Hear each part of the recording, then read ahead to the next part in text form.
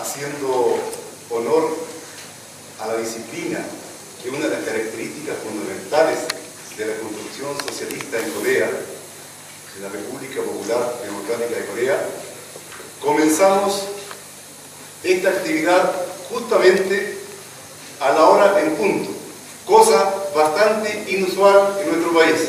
Así que un aplauso, compañeros, para nosotros.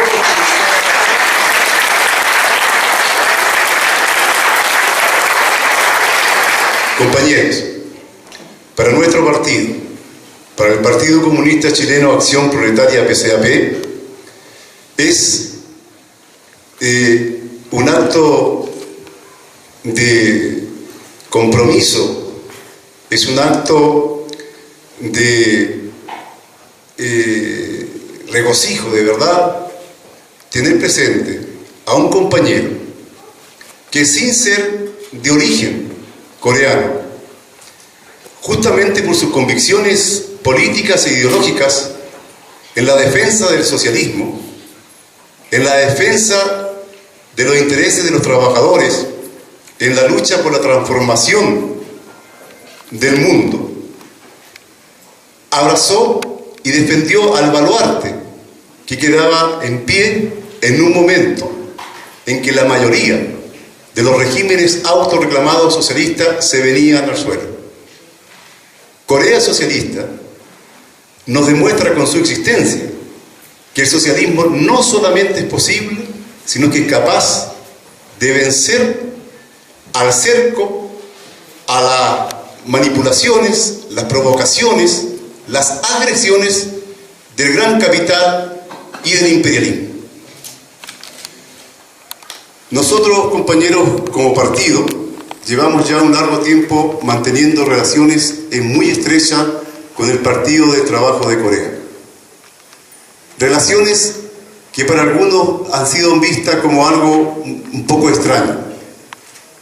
Pero para nosotros lo extraño está en que mucha gente autorreclamada de izquierda no reconozca y no apoye la gran lucha antiimperialista, democrática, que realiza la República Popular Democrática de Corea. La posición de Corea, compañero, hoy día está quedando instalada de manera tal que es un aporte a la lucha democrática, antiimperialista, por la soberanía, por la independencia de nuestro país, por los derechos de los trabajadores, de los estudiantes, por la salud gratuita, la enseñanza gratuita, por las viviendas gratuitas y de calidad, por el empleo pleno y por una vida libre, civilizada y al servicio de las mayorías. Sin más, dejamos a nuestro compañero Alejandro, al cual recibimos un aplauso grande que se lo merece. Hoy aquí, por estar juntos, compartiendo estos momentos, para mí es una gran alegría. La mayoría de la gente, si ha podido seguir un poco por los medios de comunicación en Chile, es mi primera visita a Latinoamérica. Yo solo conozco Estados Unidos, donde estuve trabajando durante unos años. Pero para mí esta primera visita es muy importante, porque hacía mucho tiempo que teníamos pendiente hacer algo así, ¿no? Hay un gran interés por conocer cómo es el modelo socialista, cómo es la vida en Corea, y hay tantas dudas por resolver que, desde luego, cómo no, si existen en Europa, pues existen también en Latinoamérica. Y tuvimos esta posibilidad, la estuvimos barajando, mi agenda está siempre llena, tengo que viajar siempre hacia el este, tengo que viajar siempre entre Europa y Corea, y por fin puedo ir hacia el oeste, ¿no? Y puedo estar aquí hoy. El nivel de interés también ha sobrepasado todas las expectativas, lo cual es muy interesante, y por mi parte lo que voy a hacer básicamente va a ser dar una introducción para tener una idea muy genérica, que la suelo dar en las conferencias, pero no pretendo que esto sea un monólogo. Así que daré una pequeña introducción para que se conozca la historia de la República Popular Democrática de Corea y un poco su sistema. Corea es un país de paso que ha estado siempre en el medio, en Asia, ocupada constantemente por los diferentes imperios, por los mongoles, por los chinos, por los japoneses. Así que es una nación que ha sido oprimida y machacada a lo largo de los siglos. Esto hizo que a Corea se la conociera como el reino ermitaño. ¿Por qué? Porque un país que sufre tanto lo que hace es cerrarse, es intentar evitar que le vuelvan a invadir, que vuelvan a destruir sus poblados y violen a sus mujeres, etc. Así que tiene una larga tradición ya en protegerse de los ataques exteriores. Pero en la historia reciente, la última, la parte más miserable que sufre el país, se produce del 1905 al 1945. Sepamos que Corea estuvo toda la península ocupada por el Imperio japonés durante 40 años. 40 años en las que los coreanos no podían hablar su lengua, no podían vestir sus ropas y podían dedicarse básicamente o ser esclavos de los señores japoneses o trabajar en las minas para la expansión del Imperio japonés. Para aquellos que no lo sepan, el Imperio japonés era básicamente lo que pasó en Europa, el imperio, en este caso del Tercer Reich, en la que por eso se aliaron, ¿no?, el eje del mal, en la que Hitler pretendía quedarse con Europa y el emperador Hirohito en este caso se quedaría con toda Asia, y de hecho llegó a conquistar una buena parte de Asia. Podemos decir que por ese motivo, si uno va a China, si uno va a Malasia, si uno va en general a esos países ocupados, no existe muy buen recuerdo de esa ocupación japonesa donde la gente y los niños eran matados de forma indiscriminada por los soldados imperiales japoneses. Lo mismo sucede en Corea, porque hasta fecha de hoy el gobierno de Japón no ha reconocido las atrocidades que se produjeron durante ese tiempo. Bien, tras ese periodo tan duro de Corea, 40 años de sufrimiento, 40 años de ocupación, se produce una posibilidad de liberación. Esta posibilidad de liberación sucede cuando Estados Unidos, como bien sabemos, lanza sus bombas nucleares sobre Hiroshima y Nagasaki, mata no solo a los militares sino a los civiles, se produce una gran masacre que a día de hoy todavía siguen padeciendo los ciudadanos japoneses y, aprovechando esa situación, ocupa no solo Japón, sino Corea, por la parte del sur, que es la parte geográfica natural, en la que Estados Unidos moviliza sus tropas y bajo la excusa de liberar en este caso los soldados japoneses que permanecían todavía en la zona de Corea, ocupa Corea del Sur. A medida que Estados Unidos avanzaba por el sur tomando posesión de los territorios japoneses, Corea del Sur, por el norte avanzan las guerrillas comunistas que en este caso lidera el presidente Kim Il-sung. Obviamente a Estados Unidos no le interesa para nada que Corea sea comunista, por lo que llega un momento en que las tropas americanas y las tropas revolucionarias coreanas se encuentran cara a cara alrededor de lo que se conoce hoy como paralelo 38, básicamente en la mitad de la península. En ese momento Estados Unidos ubica un gobierno militar dictatorial, llama a un señor que habían educado en Hawái, que se llamaba Syngman Rhee, y lo colocan como presidente, pero bajo control militar. A fecha de hoy, Corea del Sur todavía está bajo control militar norteamericano, y no piensan, o sea, no solo tienen sus bases los americanos, sus armas nucleares, sino que controlan el ejército surcoreano a fecha de hoy. Y las guerrillas pues se quedaron frente a un bloque de una gran potencia que era indestructible en ese momento. Así se produce un status quo en esa situación, un periodo corto, relativamente corto. Estamos hablando que el 9 de septiembre de 1948 se funda la República Popular Democrática en la parte norte, y el 25 de junio de 1950 los Estados Unidos lanzan un ataque contra la zona norte y se desata lo que se conoce como la Guerra de Corea. En Estados Unidos se conoce como la Guerra Olvidada, The Forgotten War. ¿Por qué? ¿Por qué los americanos no hablan de la Guerra de Corea? Que fue mucho más cruenta que la Guerra de Vietnam, donde se tiró más de una bomba por habitante, porque fue la primera guerra que oficialmente Estados Unidos perdió en la arena internacional. Esta victoria, ¿no?, de Corea sobre el ejército imperialista la reconoce el propio comandante norteamericano en sus memorias del Danubio el nombre creo que era del Danubio al Tumen, o del Danubio al Amrock. Uno de los comandantes americanos reconoce que esa fue la primera vez que Estados Unidos se vio obligada, en este caso, a firmar el acuerdo de armisticio. El acuerdo de armisticio que en este caso daría la victoria al norte. Así que esta guerra se inicia el 25 de junio de 1950 y el 27 de julio de 1953 se produce la firma del armisticio.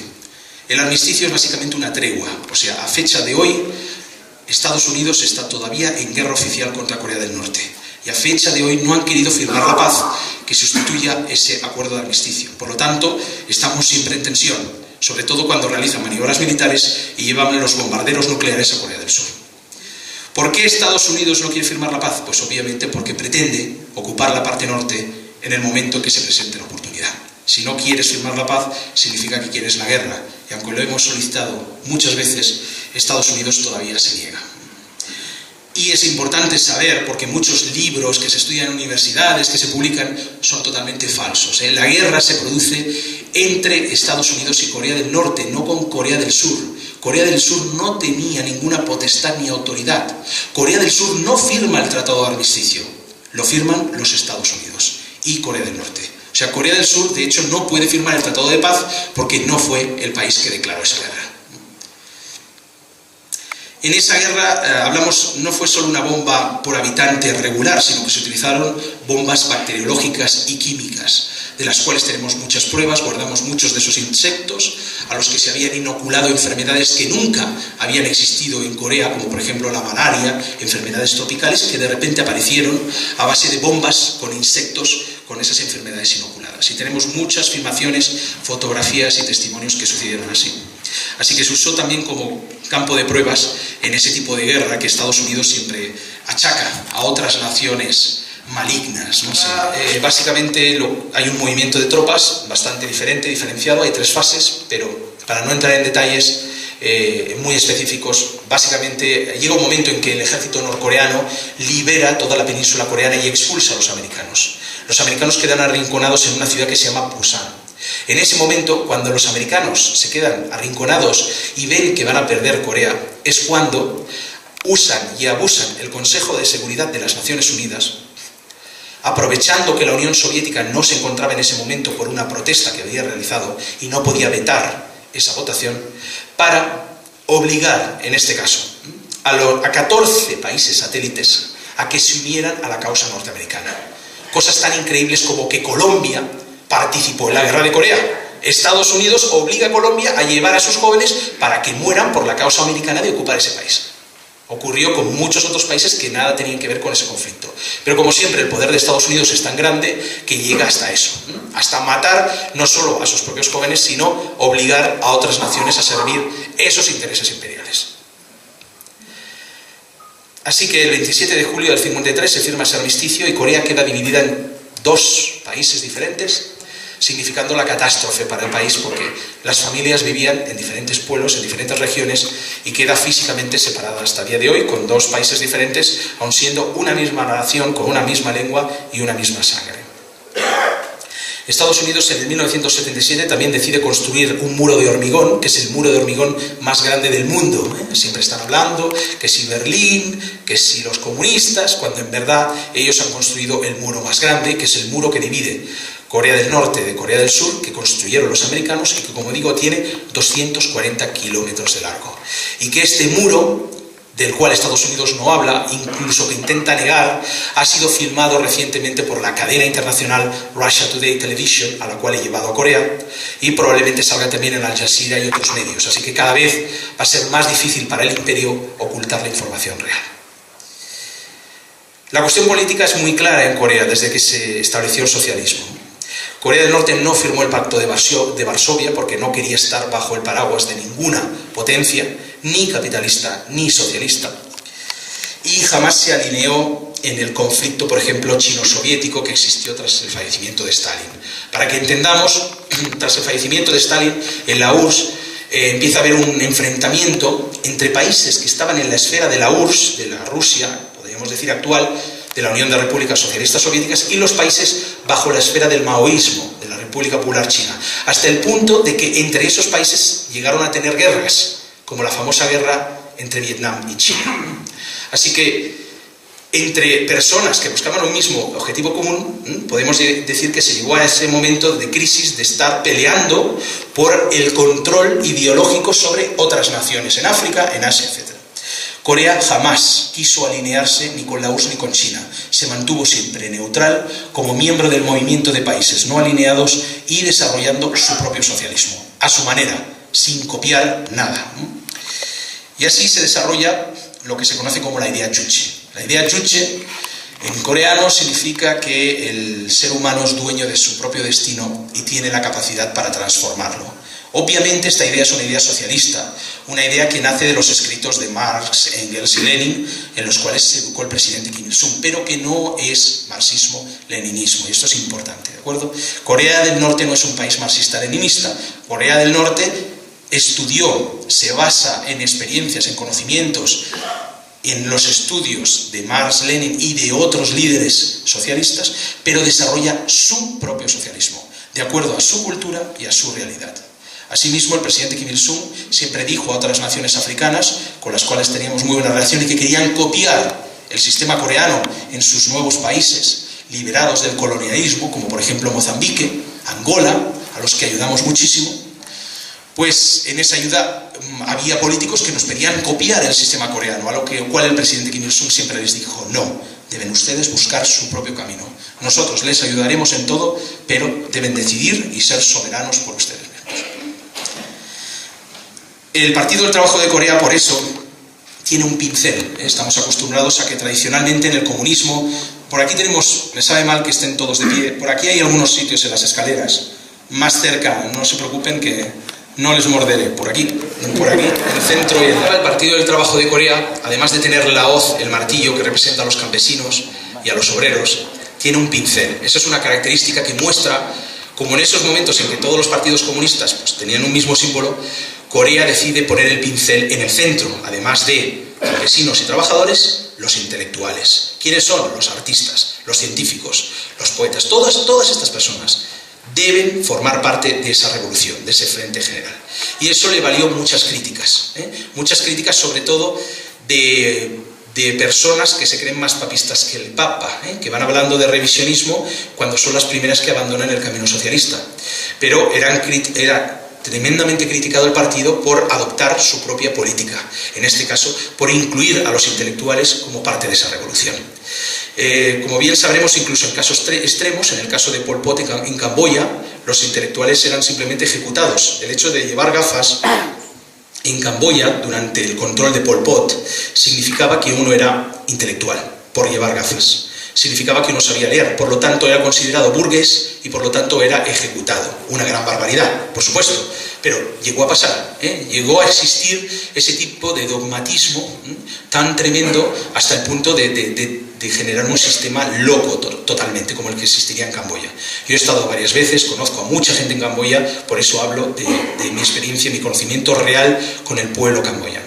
Así que les comentaré que incluso el rey de Camboya y el actual rey, Norodom Sihamoni, de hecho fue protegido por nuestro presidente Kim Il-sung, porque la familia real camboyana iba a ser ejecutada por los Khmeres rojos y nuestro presidente Kim Il-sung le dio cobijo al anterior rey y al actual rey de Camboya. Por eso tenemos excelentes relaciones y de hecho el actual rey de Camboya estudió en Pyongyang y tenemos, como digo, una gran relación y amistad. Así, esa es un poco la ideología política general que se basa en esa idea Juche, que es desarrollo del socialismo, pero sin un conflicto, sin una destrucción absoluta de las raíces de una nación. El hecho de crear una nueva sociedad basada en la igualdad no significa que tengamos que destruir todo lo que existe en el país. Otro ejemplo, en la Revolución Cultural China, serían los propios líderes del Partido Comunista Chino que tuvieron que parar a las hordas, en este caso de la Guardia Roja, que pretendían quemar todas las reliquias y los templos del Tíbet. Una gran barbaridad. O sea, el hecho de que tú quieras separar iglesia de Estado es totalmente lógico. El hecho de que quieras destruir un templo que tiene miles de años con grandes reliquias, únicamente porque eso estuvo ligado en su momento a una clase que abusó de la religión para explotar al pueblo, eso es una barbaridad. Y así pasó que fueron los propios líderes comunistas que tuvieron que parar a su propio ejército, de lo contrario el Tíbet estaría en cenizas total. Así que ese tipo de problemas, de conflictos internos y de odio dentro del propio país no se produjo en Corea. De hecho, monjes católicos, protestantes y budistas estaban al frente de la revolución junto al presidente Kim Il-sung. Con eso nos podemos hacer una idea que la revolución en Corea fue muy diferente.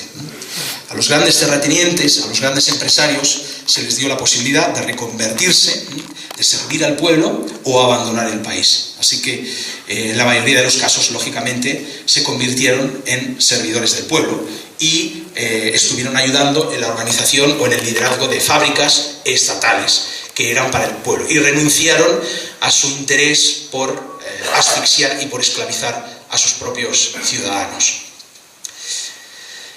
La forma de enseñanza, en este caso en Corea del Norte, comentar únicamente que es de 12 años, obligatoria. Tenemos enseñanza obligatoria secundaria de 12 años. Es lo mínimo que cualquier ciudadano de la República debe realizar. A partir de esa enseñanza obligatoria, eso significa que en 24 millones de habitantes no hay ni un solo analfabeto, uno puede decidir qué carrera tomar, si quiere continuar, quiere estudiar en la universidad de forma totalmente gratuita, quiere integrarse en el ejército o en la vida laboral, en cualquiera de los trabajos a los que tenga posibilidad, en este caso capacidad para acceder.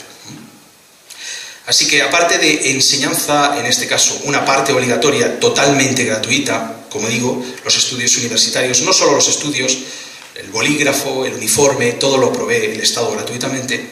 La vivienda es gratuita, no existe los alquileres ni la compra-venta. Toda la vivienda pertenece al pueblo, la administra el Estado. Cuando una persona llega aproximadamente a los 22, 23 años de edad, puede solicitar una vivienda y el gobierno se la entrega gratuitamente. Lógicamente, como esa vivienda es gratuita, esa persona no puede, en este caso, especular con esa propiedad. No puede venderla a terceros, no puede alquilarla y subarrendarla o usarla como camas calientes para los inmigrantes ilegales, como sucede en España, etcétera, etcétera. Eso no es posible. Es una vivienda en usufructo, uno puede usar y disfrutarla con su familia. Se elimina el problema de tener que pagar y estar pendiente de la soga, del alquiler o de la hipoteca, pero, lógicamente, pertenece al pueblo, y si esa persona a lo mejor tiene que trasladarse a otra provincia, va a dejar su vivienda vacante para otros ciudadanos que la usarán. Así que no hay vivienda vacía y no hay vivienda especulativa en Corea. También nuestro sistema está formado con unas características que lo que pretende es proteger a la nación de muchas de las miserias a las cuales estamos, por desgracia, acostumbrados, ¿no? Drogadicción, terrorismo, violencia doméstica, que cada vez es más habitual, por desgracia, todo tipo de barbaridades que vemos en las noticias, que vivimos en familias amigas y que destruyen a una sociedad y que la vuelven más individualista. En el caso de Corea, creemos que somos todos una familia, una sola familia, los 24 millones de habitantes. Y como tal nos ayudamos y creemos en una colectividad. Sacrificamos nuestro individualismo e interés personal por el beneficio común, incluso nuestras vidas. Sacrificamos primero nuestra vida para que el resto de personas puedan vivir bien. Como eso se produce entre todas las personas de una misma comodidad, el resultado es fantástico. Porque así como uno se entrega a los demás, los demás se entregan a uno. Por lo tanto, siempre recibe mucho más de lo que necesita. Como ejemplo también comentaré, en el caso de que en Corea del Norte no tengamos ni un solo caso de SIDA, eso habla de cómo es la sociedad. No tenemos prostitución. Desde la liberación del país no existe la prostitución. Como no existe tampoco la drogadicción, como no existe tampoco una entrada masiva de extranjeros que destruyan culturalmente al país o que introduzcan una forma de vivir que al pueblo coreano no le gusta y no le es tradicional, pues no ha habido posibilidad de que este tipo de problemas entren y aniden en Corea del Norte. Así que simplemente comentar que, como he hecho referencia antes, la idea Juche es muy interesante porque no estamos hablando solo de política puramente, sino que introduce elementos espirituales muy interesantes. En elementos espirituales, Corea tradicionalmente ha estado muy influida, por una parte filosóficamente, por el confucianismo, que es una base, un sistema moral de respeto a los mayores, de respeto a la mujer.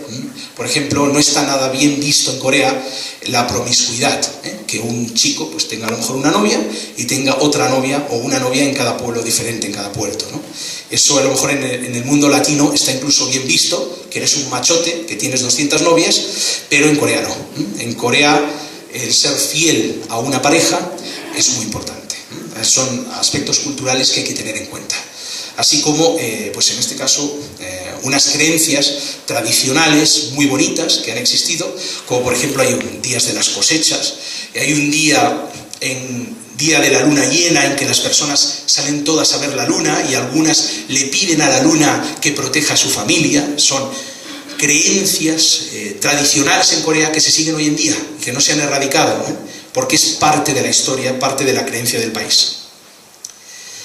Conceptos importantes también a entender son el concepto de Chajusong. Chajusong significa soberanía, independencia. Si el país no produce aquello que necesita y tiene que importarlo, en cualquier momento esos países que suministran, bien sea comida, bien sea ropa, armamento, lo que sea, van a poder cortar el grifo y asfixiar a esa nación, que depende del exterior. Así que uno de los énfasis en la política y en la idea Juche, una de las características es Chaju. Chaju es soberanía. Es soberanía popular porque un país cuanto más industria tiene propia, más soberano es. Porque independientemente de los bloqueos que les pongan, independientemente de las amenazas que haga una gran nación o un gran imperio, va a poder subsistir. Por eso Corea, con tan solo 24 millones de personas, ha podido defender el socialismo desde 1948 sin variación, sin introducción de medidas de economía de mercado o capitalismo. ¿Por qué? Porque los tanques, porque los zapatos, porque el dentrífico se produce hecho en Corea del Norte. Así que intentamos producir todo aquello que sea posible. Obviamente nunca se podrá llegar a un 100% porque los territorios son limitados y porque uno no tiene absolutamente todo lo que se necesita en industria. Pero si podemos acercarnos al 80 o al 90, va a ser mucho mejor. Cuanto más rico será el pueblo y más independiente. Si no, ¿qué pasa? ¿Qué pasa a un país que sus bancos son extranjeros, que los países extranjeros controlan sus recursos naturales? Con esos países, ¿qué pasa? Pierden totalmente su soberanía y, para colmo, toda la riqueza, en vez de quedarse en el pueblo, se va para afuera. Y normalmente a manos de los oligarcas. Si son millonarios, todavía lo son más. Y viven a base de moverse entre países para explotar todos los recursos. Cuando se han cansado, cuando ya están explotados, cuando ya están destruidos, pasan al siguiente. No voy a dar ejemplos, pero sabemos de lo que estamos hablando, creo.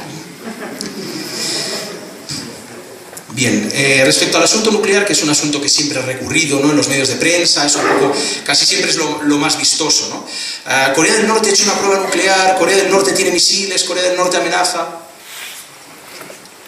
Primero hay que decir el porqué, de dónde viene todo esto. Esto se llama la política Songun en Corea, o política de prioridad militar. Hemos hablado que un país no puede ser soberano si no tiene su propia industria y si no defiende su cultura, sus raíces, su gente. Bien. ¿De qué vale que un país tenga todo tipo de industria, pues industria ligera, que tenga sus propios recursos, que tenga su soberanía, si a la mañana siguiente vienen 10 bombarderos y destruyen todo eso? ¿Eso qué significa? Que al final las armas, por desgracia, al igual que en la prehistoria, siguen siendo los jefes.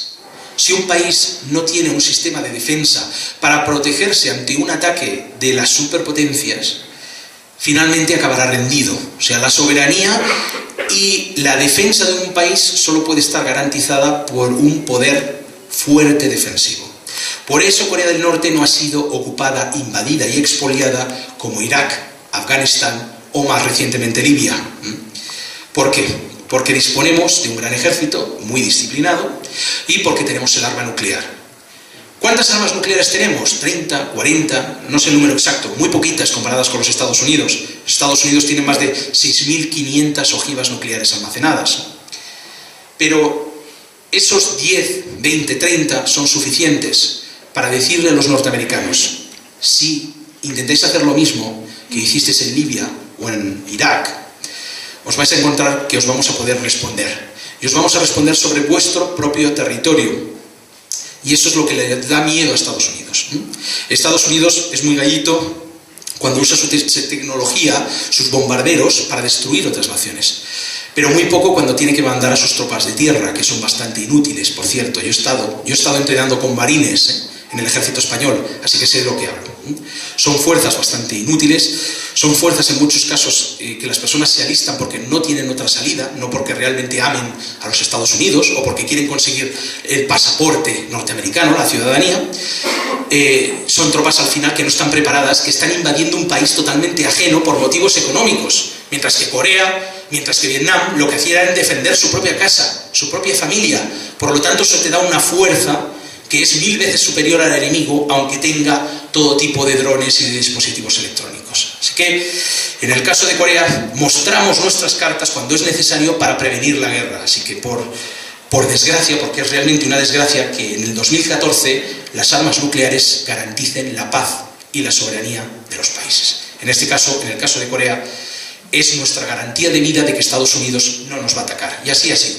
Así ha sido porque el propio William Jefferson Clinton, ya no hablo de Bush, Clinton, en los años 90, ya nos amenazó que haría ataques preventivos nucleares sobre la península coreana. Nuestra respuesta no fue aceptar todo lo que dijera Estados Unidos, sino lo contrario, desarrollar nuestro propio programa nuclear. Y el propio Clinton firma en 1994 en Ginebra con mis compañeros en la embajada, firma un acuerdo firmado por él en el que se compromete a desarrollar las relaciones con Corea, a comprender a Corea a cambio de que no desarrolláramos nuestro programa. Así se firma. Eso hace que Madeleine Albright, la secretaria de Estado, visitara a nuestro líder Kim Jong-il e incluso se planteara la firma del Tratado de Paz entre Corea del Norte y Estados Unidos y la apertura de relaciones diplomáticas. Eso estaba a un paso con Clinton, porque se dio cuenta que la presión no funcionaba. Lo que pasó, sabemos lo que pasó, quién ganó, el señor George Bush Jr., aprendió bien de su padre y de la industria armamentística norteamericana y destruyó esos acuerdos que se hicieron en Ginebra con Clinton. Y volvimos a empezar. Situó a Corea del Norte dentro del eje del mal y volvió a amenazar con ataques nucleares sobre Corea. Así llevamos uno, otro, hasta Obama y seguimos igual. Y se vuelve a repetir la cuestión. Pero Corea sigue su camino socialista. Independientemente de lo que pase en otras partes del mundo, lo que digan, nosotros tenemos un lema que es que, aunque el perro ladre, el tren de la revolución avanza. No importa al final lo que digan, lo que mientan, porque uno cuando visita Corea, como lo ha hecho el compañero Eduardo, otros compañeros en Chile y en otros muchos países, espero que cada día más personas vean con sus propios ojos cómo es la sociedad coreana. Todo eso, toda esa propaganda se cae en pedazos. Y ahora está Internet, y ahora hay muchos más medios de comunicación que tienen más satélites, y eso permite que poco a poco podamos hacer llegar el mensaje de la realidad del país al exterior. Únicamente ya voy a acabar comentando el tema de la reunificación, que es muy importante, una pincelada. ¿Corea del Norte y Corea del Sur, después de tantísimos años, se pueden reunificar? La respuesta es sí, sí, absolutamente. E invito a que cualquiera que tenga amigos norcoreanos, va a ser complicado, porque en Chile no hay, pero sí surcoreanos, amigos surcoreanos, empresarios, etcétera, que hablen con ellos en privado y que le pregunten, como coreano, cuál es su posición sobre la reunificación.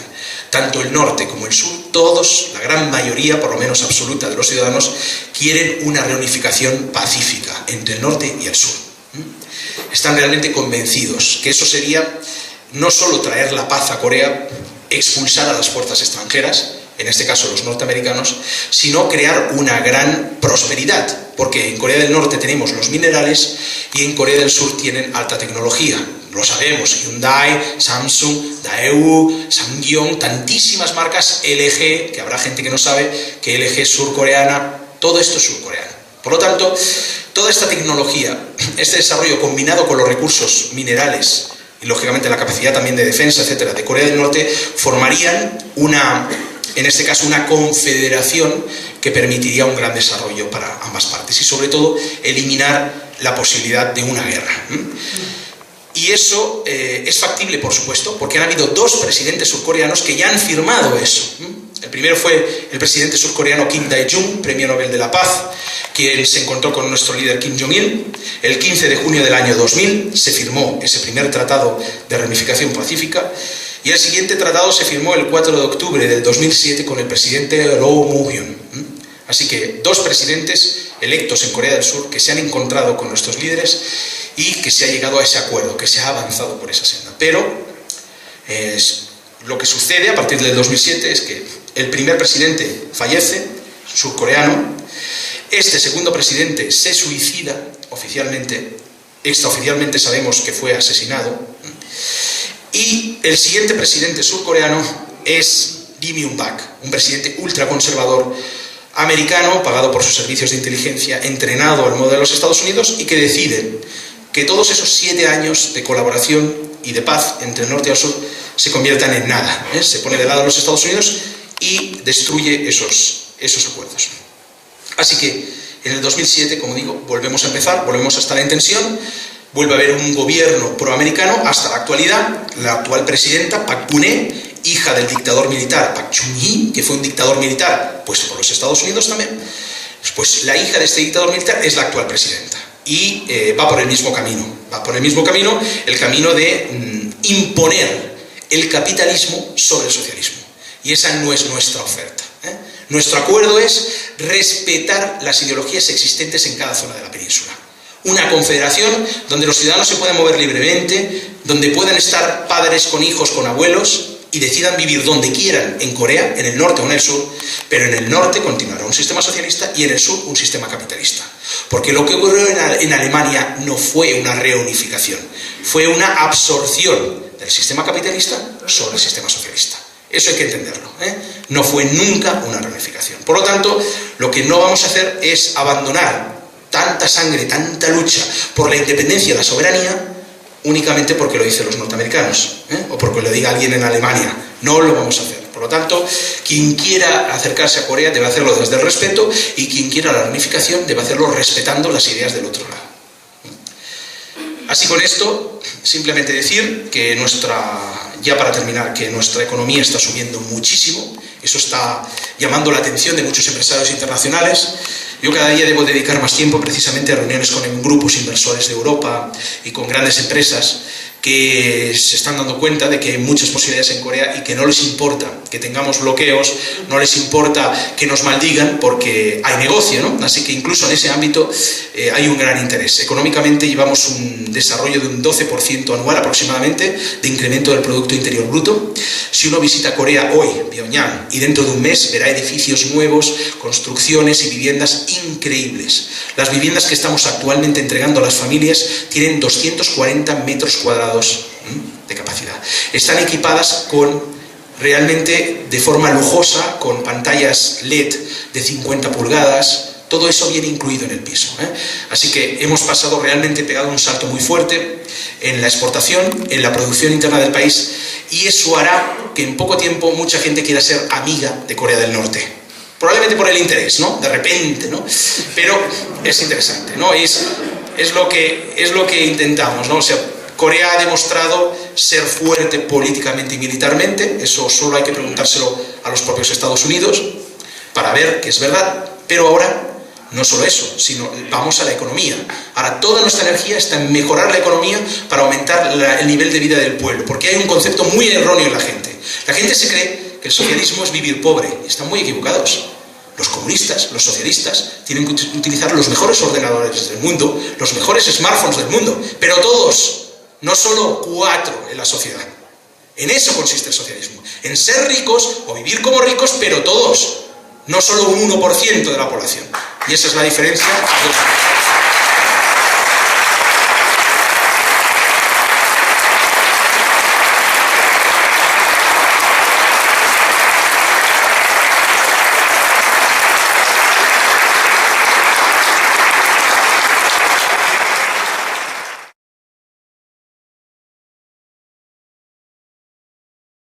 Y mi pregunta, un poco motivada por mi interés académico, es cómo se ve la perspectiva en el ámbito de la geopolítica de Corea de aquí en el futuro. O sea, nos contabas que en el ámbito económico Corea se está desarrollando mucho más. Pero ¿cómo ve la República ahora en la geopolítica? ¿Se están tratando quizás acuerdos de amistad, de cooperación con otros países? Pero no solo en el ámbito económico, sino que más bien en el ámbito diplomático. Esa es mi curiosidad.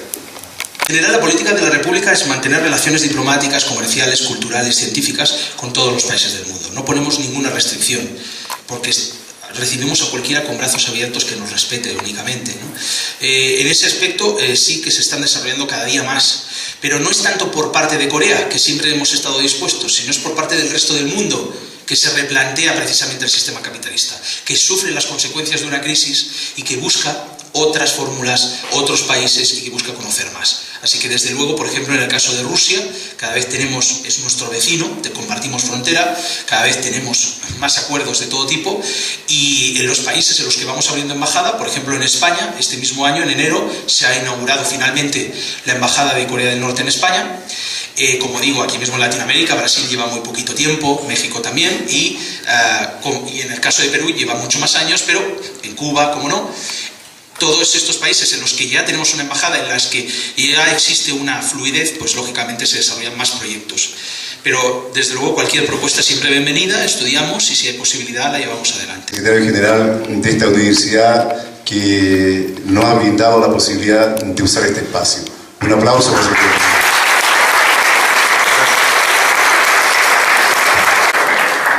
Primero me presento, mi nombre es Ignacio Ligretti, soy militante de la Juventud Rebelde de Miguel Enríquez, la Juventud del MIL. Bueno, mi pregunta básicamente es la siguiente, aprovechando que está acá el representante oficial de la República Popular Democrática Coreana, a la que también envío un saludo muy fraterno. Mi pregunta es cómo se manifiestan y resuelven básicamente las contradicciones de clase en el seno de la sociedad coreana, considerando que esta misma está en un proceso socialista, o sea, en tránsito hacia el comunismo y por consiguiente incluye también elementos capitalistas, aunque con predominio comunista, por supuesto. Y esa es mi pregunta, ¿no? Aprovechando esta instancia, hacer algo más probablemente político. Que haya contradicciones de clase, porque no existe esa lucha ya fue superada. Nuestros ministros cobran menos que un campesino, de hecho. Nuestros propios ministros, mis compañeros en el ministerio. No existe diferencia porque tengas un cargo importante en el partido o porque estés trabajando en una mina. Todos trabajamos con nuestro intelecto, con nuestra fuerza, con lo que tengamos, por el bien común. Por lo tanto, es más, pensemos en Corea del Norte más como una gran cooperativa, más que otra cosa. Así es como trabajamos y nos sentimos. Por lo tanto, no existe ese elemento. Y el elemento capitalista tampoco lo va a encontrar, porque en educación, precisamente lo que se promueve es el luchar, el ser una persona digna dentro de esa familia, dentro de esa sociedad, y contribuir lo máximo posible. No hacia el individualismo, no hacia la búsqueda empresarial egoísta, no. Realmente es difícil decirlo con palabras, pero lo mejor es poder ver, ¿no?, esa sociedad y comprobar como que no existe una fricción interna. No hay personas que, por ejemplo, dentro de un mercado socialista te toquen la guitarra y te pidan un aguinaldo. Eso no existe en Corea. Así que realmente esta lucha está superada. Lo que no está es completado el sistema, en este caso el sistema utópico, que sería este sistema comunista. Por eso es un país socialista, ¿no? Claro, usted sabe esos conceptos, la mayoría de las personas pues no han leído todavía Marx, etc. Entiendo lo que quiere decir, pero no consideremos que estemos en un proceso de contradicciones o de lucha de clases, entre clases, nos consideramos iguales. Ahora sí que estamos todavía en proceso de crear una sociedad utópica, ¿no? En ese caso, una sociedad comunista utópica. Sobre cuál es su opinión respecto al proceso, digamos, bolivariano que está viviendo en América, digamos, países como Venezuela, bueno, en fin, Corea, perdón, Ecuador, Bolivia, y cómo esto a su vez se replica en este momento de Podemos en España, que bueno, se sabe para la iglesia, que lo he visto fuera, la verdad, particularmente cómo, digamos, llega la República misma, los fines de la República Popular Coreana. Le voy a dar mi opinión, me ha preguntado por mi opinión personal, como Alejandro, no como delegado especial. Nuestro gobierno no va a opinar, porque consideramos que cada país debe buscar su propia vía y que debe decidir. Digamos que por parte de nuestra República tenemos una posición muy neutral respecto a eso.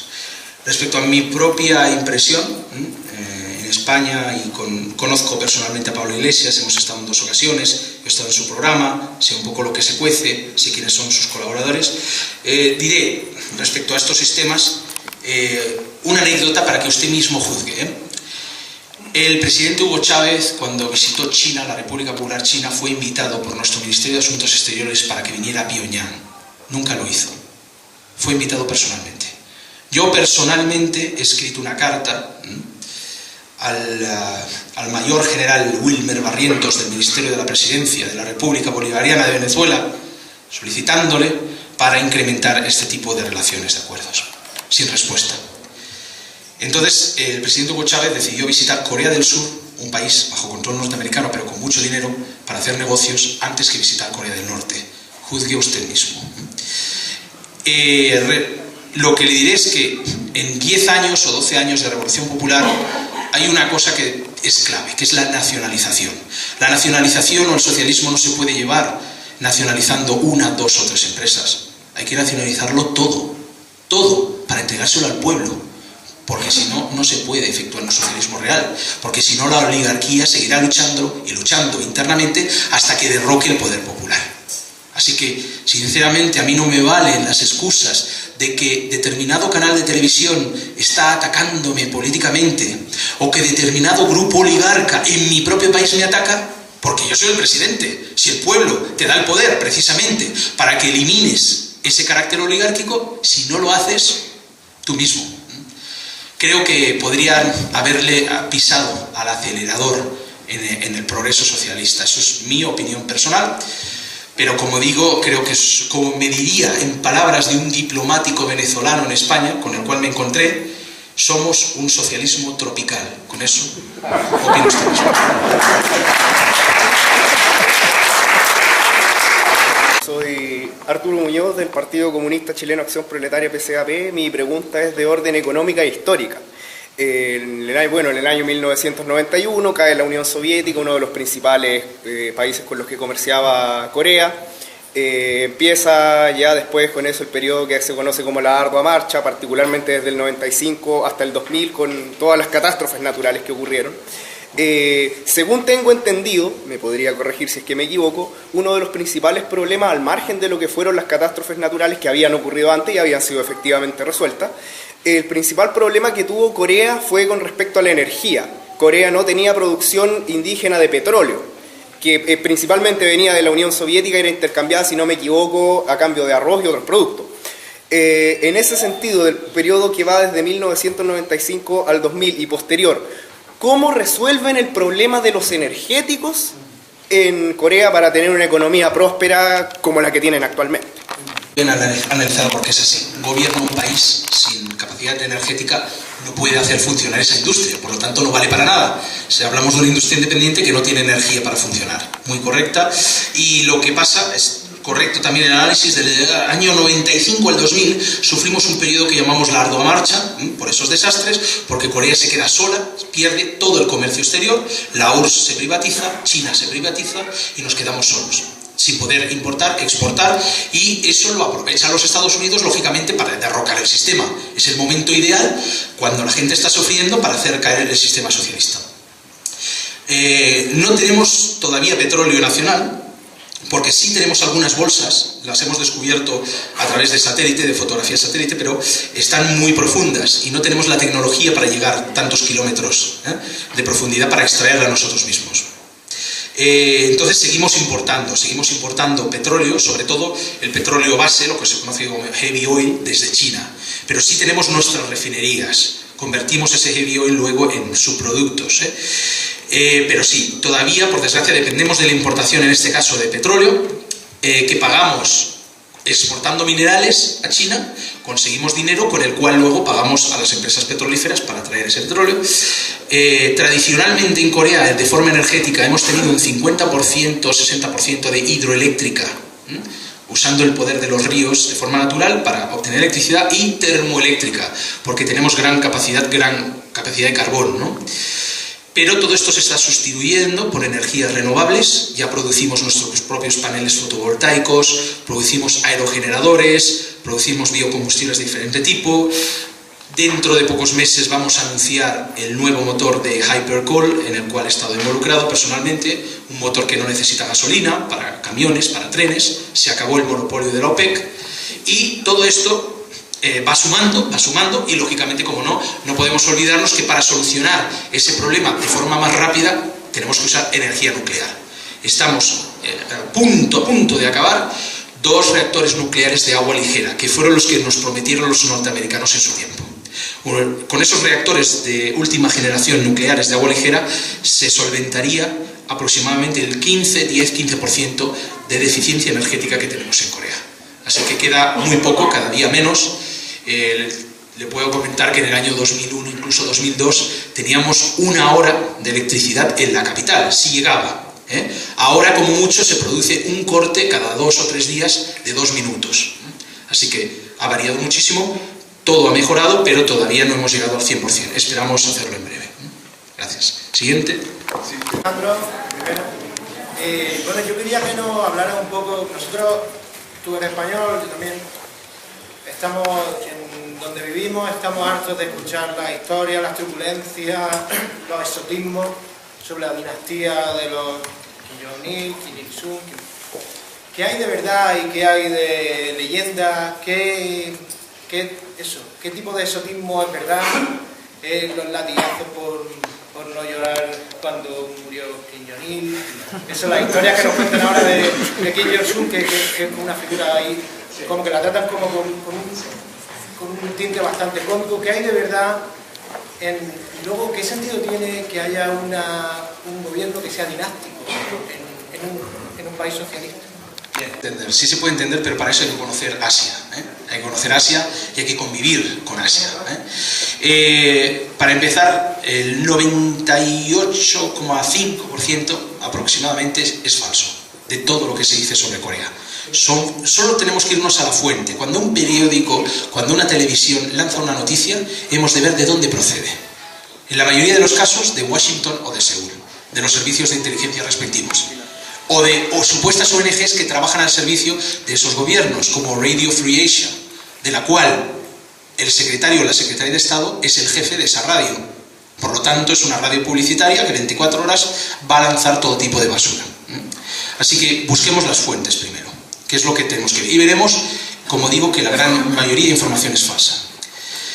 Los lloros del pueblo coreano son totalmente reales, absolutamente genuinos. Además, imagínense que 24 millones de personas llorando necesitan otros 24 millones de personas con látigos obligándoles a llorar. Con lo cual, muy absurdo es. Y pocos eso. Y algunos cuantos, pues como Espartaco, ¿no? Se rebelaría y etc. Bueno, pues es realmente absurdo, pero es muy difícil de entender, por supuesto. Para entender Corea del Norte no solo tenemos que hablar de la diferencia política, tenemos que entender la diferencia cultural.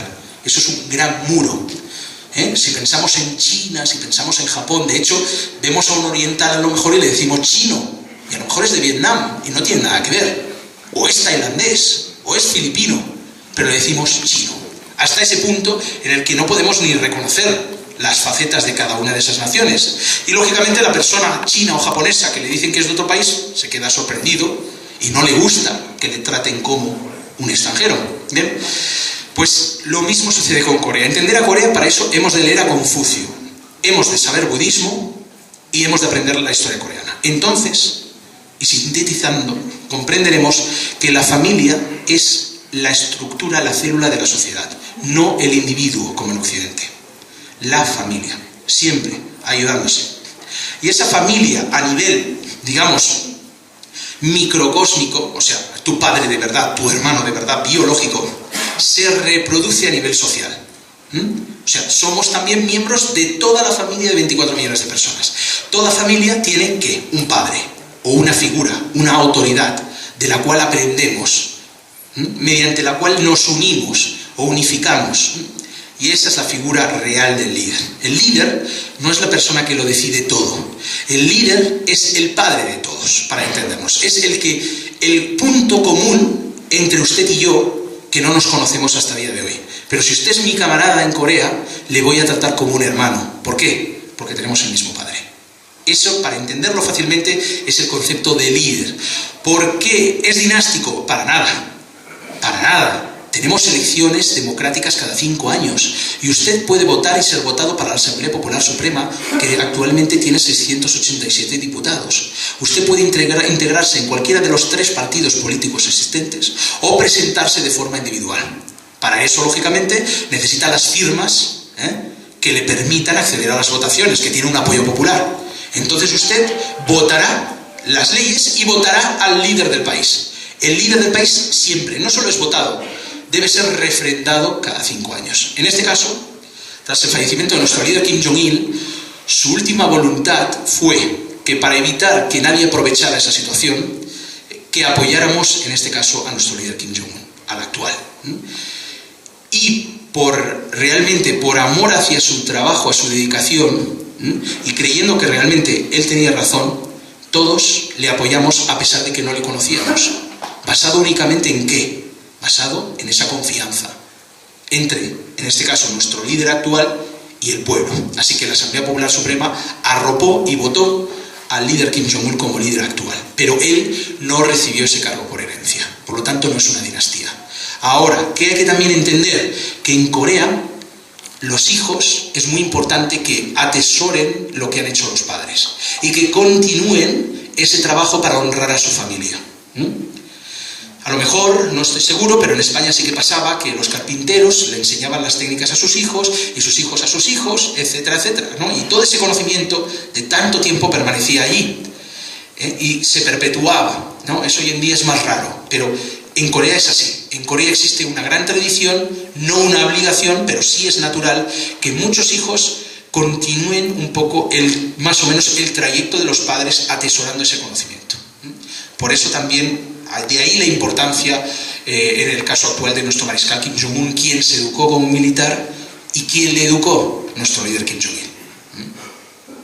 Siguiente.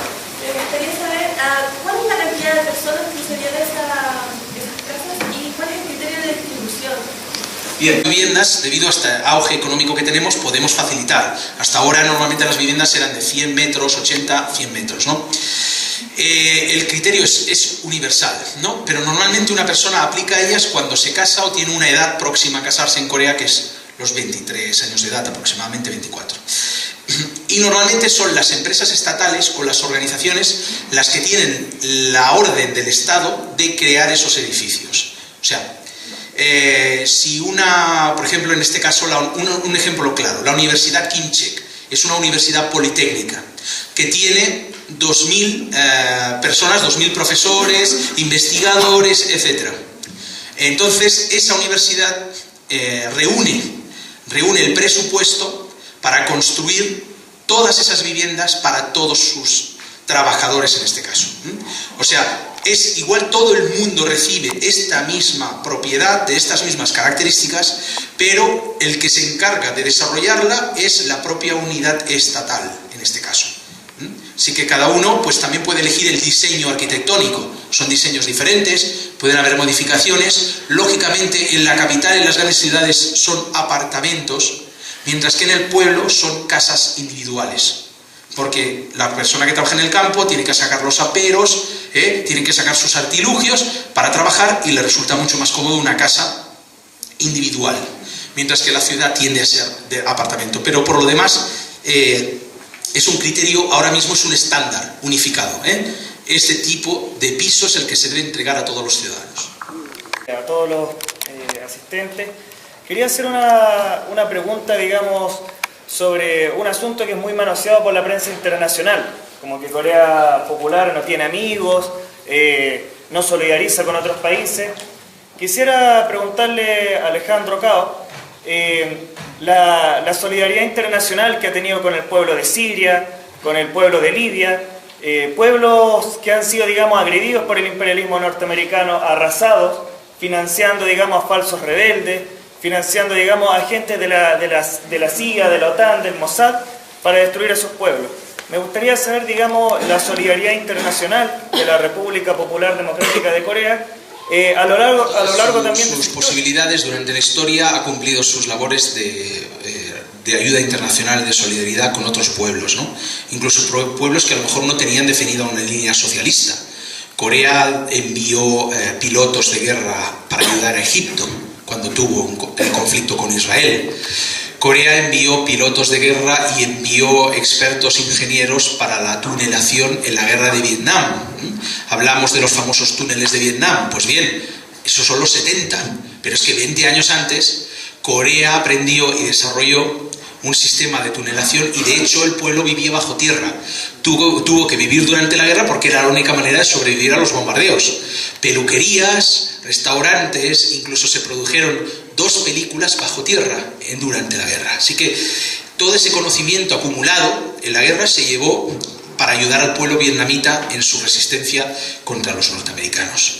Asimismo, países que se independizaban en ese momento, como pueden ser Mozambique o Angola, actualmente con el mismo gobierno Angola y la familia Dos Santos, que son también herederos un poco de la época socialista de Angola, tenemos ahí cientos de doctores ayudando a curar enfermedades terribles que tiene el país africano. Y estamos colaborando de forma desinteresada precisamente para ayudar en la sanidad de ese país. Lo hemos hecho incluso con Perú, que Perú no es un país socialista. Hemos tenido a muchos doctores tratando a gente muy pobre que no podía acceder a las clínicas y a los hospitales, usando la medicina tradicional coreana, estudiando la propia medicina tradicional que existía en China. Nuestros doctores norcoreanos han tratado a miles y miles de pacientes en Perú.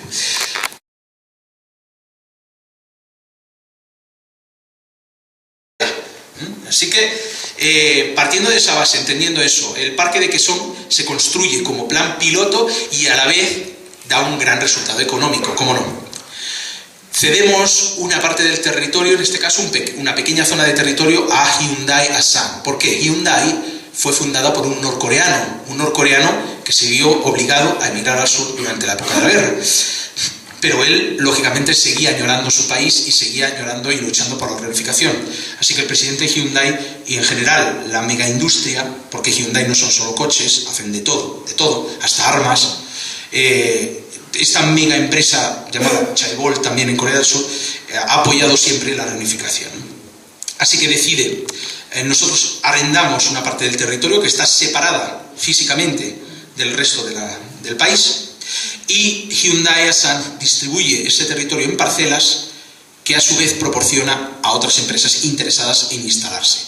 Como los impuestos son de los más bajos del mundo en la producción, como la mano de obra en Corea del Norte, el nivel cultural es muy elevado y los costes salariales son muy bajos porque nosotros no estamos dentro del Fondo Monetario Internacional, no estamos dentro del cambio que dictan los americanos, nos podemos permitir que un trabajador cualificado cueste $70 al mes. Que un trabajador. Mientras que en China cuesta 250 y en Corea del Sur estará 450 o $500 al mes. Por lo tanto, eso supone que las empresas surcoreanas pueden producir a un coste más bajo, con muchos menos impuestos, ellos ganan y a la vez nos pagan tremenda cantidad de dinero, no solo en conceptos salariales, sino por alquilar ese territorio que no usábamos para nada. De hecho, era un territorio que podía estar perfectamente minado, baldío totalmente y lleno de minas. Así que ganamos las dos partes y mantenemos nuestros sistemas. Somos de la opinión de desarrollar todo tipo de relaciones siempre y cuando no influyan en nuestra ideología política.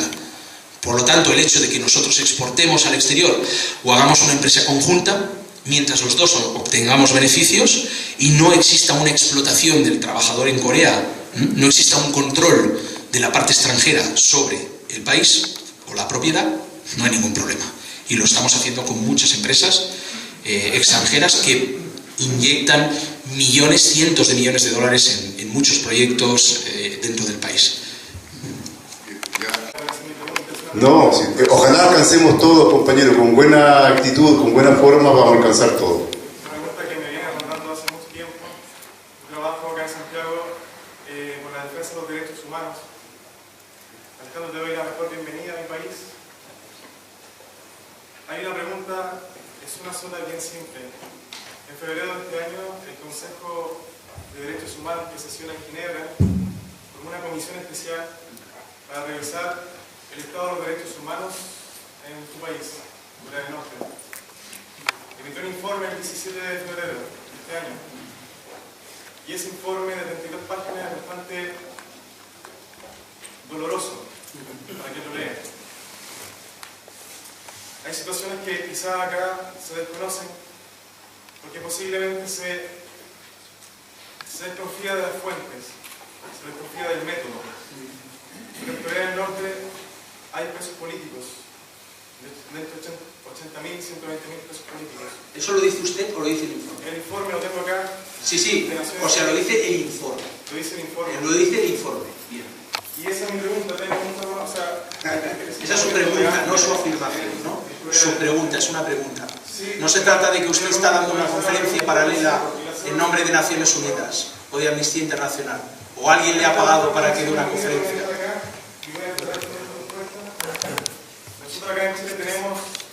triste historia de violación a los derechos humanos. Todavía tenemos que desaparecido. Compañero, yo le pido, no compañero, yo le pido que usted haga una pregunta. Exacto. Claro, porque si viene a dar una conferencia paralela, ese es otro cuento.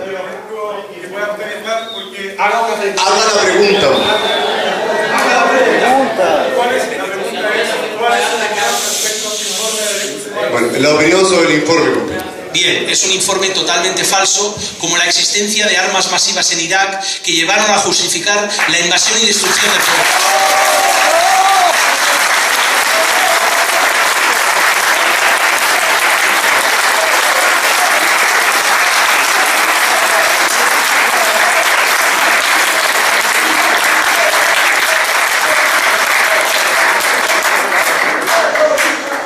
Solamente bien breve mi pregunta, Alejandro, bienvenido a Chile. Solamente, ¿cómo usted debe llegar como extranjero, debe insertarse en Corea del Norte y llegar al cargo que tiene? Porque igual los coreanos tienen una cultura bien nacionalista y eso como llama la atención.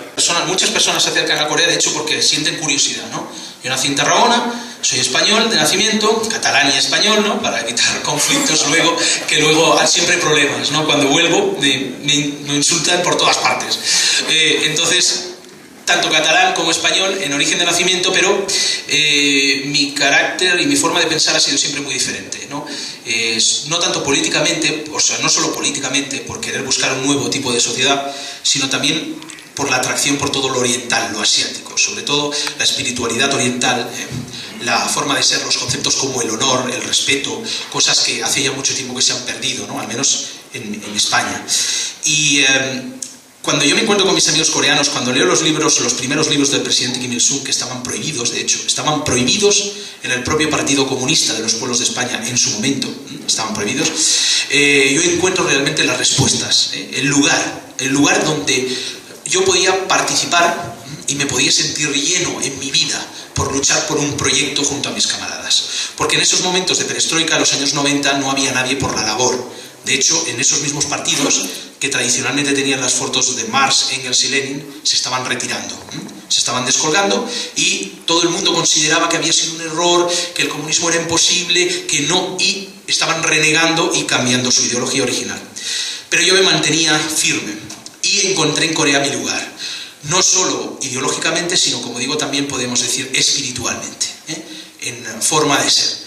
He creído siempre en esos valores y, por lo tanto, mi integración dentro de la sociedad coreana fue totalmente natural, porque de hecho estoy considerado como un coreano más, tengo mi nombre coreano, tengo un respeto total, una confianza total entre mis compañeros, y aunque tenga cara occidental, mi trato con mis camaradas es común igual.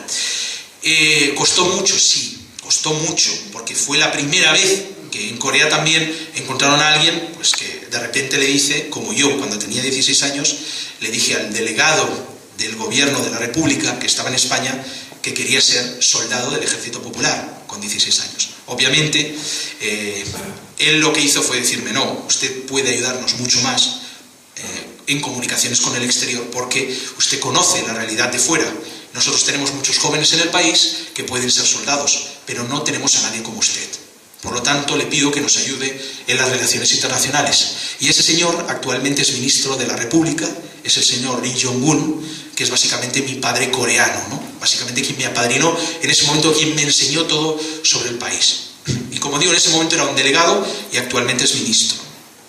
¿Qué ocurre? Que probablemente mi simbiosis con Corea se debe a que yo no llevé mi cultura o mi forma de ser para imponerla a otro país, sino que, yendo a otro país, me empapé de cómo es la vida de los coreanos, de cómo se piensa, aprender a de alguna forma empaparse de toda esa sociedad, ¿no? Y de esa forma de pensar y jugar un rol. Lógicamente, si yo hubiera encontrado en Corea que no era el país socialista que yo soñaba, si yo al llegar a Corea hubiera encontrado a personas en la calle pidiéndome dinero, o hubiera encontrado a funcionarios corruptos que iban a aprovecharse a lo mejor de cierta situación, yo inmediatamente hubiera abandonado mi posición, como lo sabe bien nuestro propio presidente.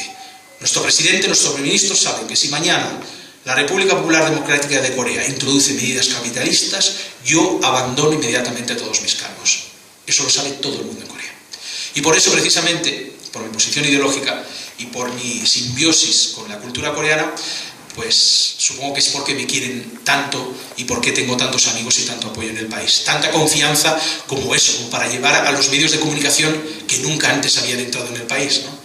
En este caso, yo puedo facilitar esa entrada, ese visado, incluso para periodistas que habían intentado 30 años sin ninguna forma poder acceder a Corea. Así que ese es mi mayor logro. La pregunta es la siguiente, más bien solicitarle que profundice un poco sobre lo que es la dinámica de política, toma de decisiones del país, porque, bueno, la sociedad capitalista como la nuestra, que se ve permeada, que nos muestra un líder omnipotente, que nosotros los que tenemos formación marxista sabemos que no es así.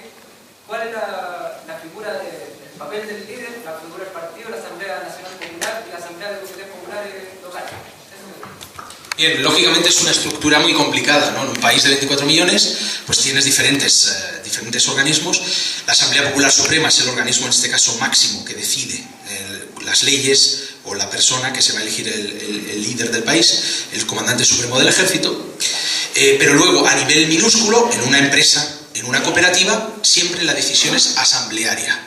No tenemos una persona que decide. En una industria, por ejemplo del metal, tenemos una asamblea formada por los técnicos, por el director y por determinados trabajadores, por el secretario de la célula del partido, que toma las decisiones en forma común, no imponiendo a los demás de forma unilateral, todo lo contrario, llegando a un consenso. Por ejemplo, el Partido del Trabajo de Corea solicita a esta acería que tiene que producir 200.000 toneladas, que es nuestro plan para el año que viene. Necesitamos estas 200.000 toneladas de acero para poder construir apartamentos para los ciudadanos. Entonces se reúne esta asamblea, este comité de esa empresa y decide cómo alcanzar ese objetivo. Y decide si tiene que comprar maquinaria nueva. Decide que a lo mejor tiene 200.000 euros para invertir en una expansión en la producción para sobrecumplir el objetivo que se ha fijado. Así que a nivel de partido sucede exactamente igual. A nivel de nuestro ministerio, cada sábado normalmente también tenemos una reunión en la que se estudia todos los errores que hemos cometido, una sesión de autocrítica y además de buscar todos esos errores, buscar soluciones y proponer nuevos proyectos. Si yo, por ejemplo, tengo un proyecto para realizar un intercambio cultural o un intercambio científico entre una universidad en Chile y en Pyongyang, eso lo diría en esa reunión. Si tengo el apoyo de mis compañeros, se invitaría, en este caso, al representante de esa universidad, quien firmaría un contrato con nuestra universidad, y así los profesores coreanos vendrían a estudiar a Chile y los profesores chilenos podrían estar en Pyongyang. Así que, más o menos, para entenderlo fácil, todo se produce mediante una decisión por mayoría asamblearia. Los trabajadores subcontratados de la minería del cobre. Y en base a eso, quisiera consultarte porque lamentablemente en nuestro país, por el sistema en el que estamos, todavía estamos peleando las reivindicaciones de tipo salarial. Y no hemos podido avanzar a pelear las verdaderas reivindicaciones de la clase obrera de este país y volver a ser los trabajadores la punta de lanza que tienen que encabezar las grandes luchas para la transformación de Chile. En base a eso me gustaría un poco conocer, yo sé que de manera muy breve, cómo es la realidad de los trabajadores y cómo es la organización sindical en Corea del Norte bajo el socialismo. O sea, nosotros conocemos esta mirada de constante lucha. ¿Cómo es cuando ya se vive en el socialismo y cuál es la función y la tarea? Pues es otro mundo el saber que eres trabajador de una mina que te pertenece, que pertenece a los mineros, que no pertenece a un señor, que no estás explotado, que tú trabajas tus 8 horas diarias, vas con tu familia, que tienes medidas de seguridad apropiadas, que puedes descansar, que tienes vacaciones pagadas, que puedes ir a un balneario en el norte del país, a un hotel de 3 estrellas cubierto por el gobierno. Realmente, como minero, eres una parte imprescindible en la sociedad, donde como minero tienes el salario más alto de todo el país, porque en Corea, para que no exista una diferencia de clases, tenemos una horquilla salarial. Esa horquilla salarial, para que nos entendamos, por decir algo, ¿no? Si el mínimo salarial está en 8.000 wones, el máximo es 16.000. No puede haber nadie ni por debajo ni por encima. ¿Quién cobra el salario mínimo? Los funcionarios, mis compañeros, en el ministerio. Son los que cobran menos. ¿Quiénes cobran el salario máximo? Los mineros, los campesinos. ¿Por qué?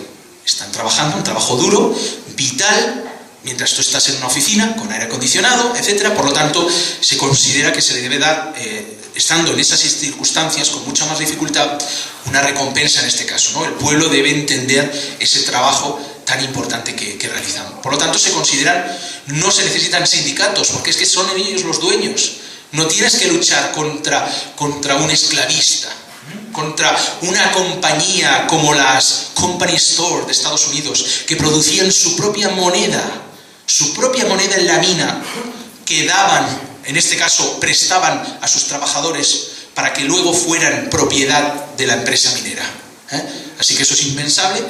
Se acabaron esos problemas y tú trabajas por tu propia convicción e intentas hacer lo máximo posible para contribuir a un proyecto común, seas minero, seas carpintero, en tu posición. O sea, realmente tienes una ideología, estás motivado ideológicamente. Y lógicamente, como no, la compensación económica se te aprecia de esa forma. No vas a ser millonario, desde luego, porque si eres millonario ya se crearía una doble clase, ¿no?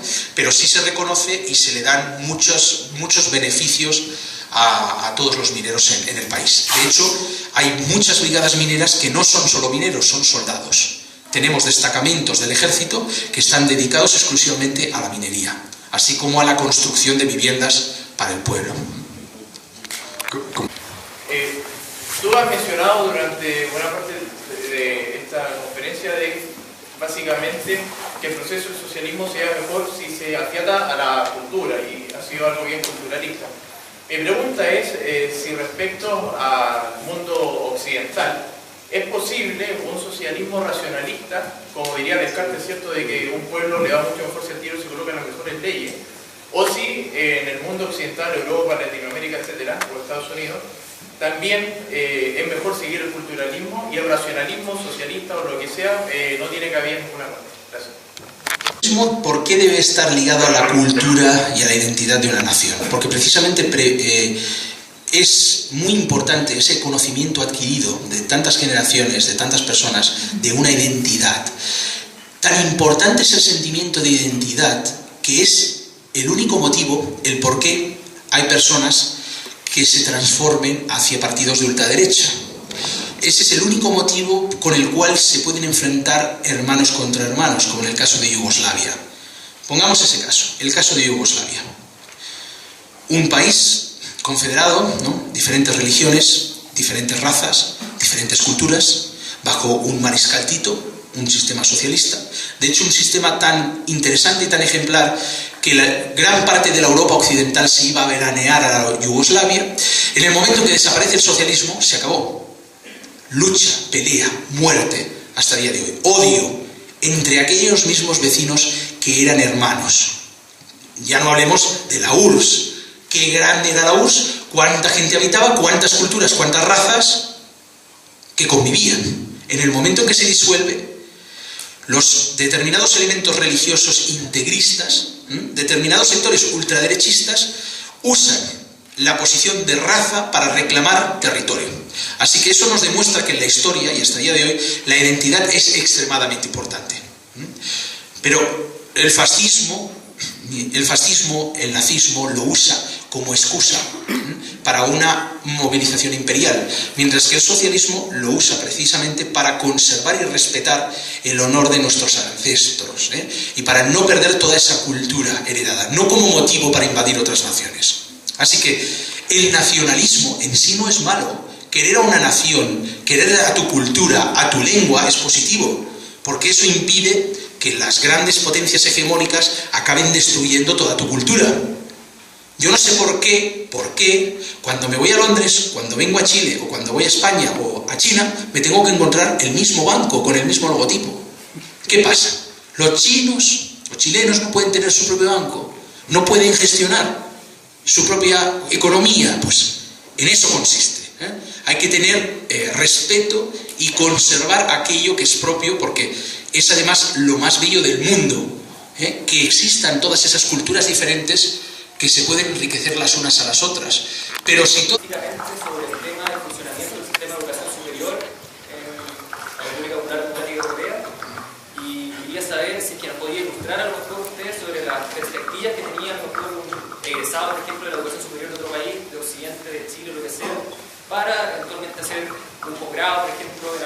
universidad de Corea del Norte o algo así. Bien.